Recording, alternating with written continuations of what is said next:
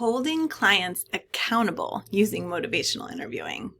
This is part 2. Last week I talked about accountable to program rules and expectations, and today my focus is on holding clients accountable to the goals that they are setting. So I've got a couple of things to explore here. First and foremost, let's look at the word accountability a little bit. What does it mean to hold someone accountable?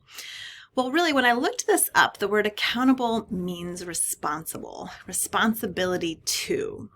And my curiosity here is, can we really hold clients responsible for the goals that they are setting, for motivation towards the changes that they want? It's not really our role to hold them accountable and make sure they're responsible. So listen to that language here, kind of like there's this opportunity for some wrestling here. And that's really a lot about us getting frustrated with lack of client progress on goals. And there are some specific motivational interviewing techniques and skills that we can use in helping support client responsibility for their goals. Now, one really important piece here is their goals. So we need to take a look at, are the goals truly the clients? Are they truly the clients?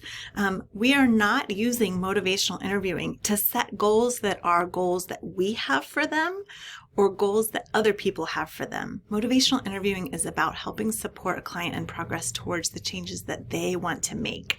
They may have some other stake in that. Other people may want those changes for them.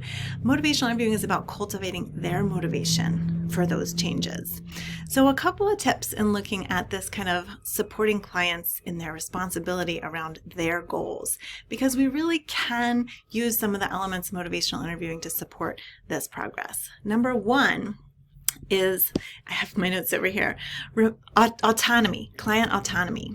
Remember that our clients have decisions over their lives. And so it may be important for us to remind ourselves either internally or even out loud with clients, whatever you decide to do is up to you.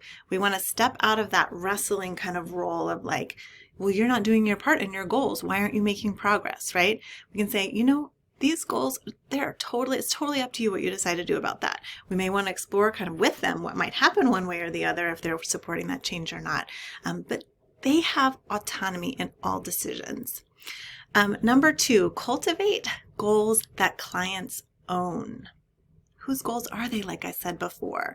So when we are exploring with clients, what is it you want to change? How do you want to change it? We want to make sure that they are owning that process. We are there to walk in partnership with them on that process and support them, but we are not dragging them through it or making goals for clients when we're using motivational interviewing.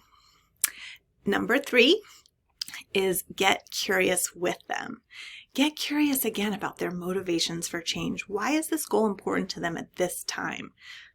Revisit that and get curious and notice, hey, what is going on right now that is keeping you from making progress towards this goal that you set for yourself? What's getting in the way? Can we problem solve a little bit around that? Sometimes it's about getting those goals down to more bite-sized, attainable action steps. So that's something that we can support clients in doing.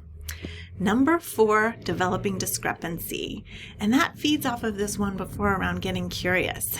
If we are getting curious around what is it a client wants and what is it they're doing, that's that cognitive dissonance, and we are reflecting that to clients and we are getting curious with clients about that, then there is potential motivation for change here.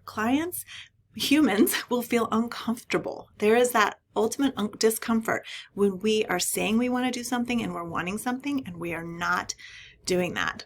I can say out loud, for example, personally, I talk a lot about wanting to get really good, longer sleep. And what do I do every night before bed? I keep myself up a little bit later than I want to. And when that is pointed out to me or reflected to me, it is uncomfortable. Even when I talk about it here, it's uncomfortable. And I automatically want to bring my actions back in line with my goals and values. That is fodder for change. That is motivation for change. So we want to help clients look at that discrepancy and reflect it to them and get curious with them about it, because that is also potential motivation for change. So there's a couple of pieces of exploration here in this holding clients accountable / supporting clients in ownership and responsibility towards the goals that they are setting for themselves. Good luck. Let me know how it goes.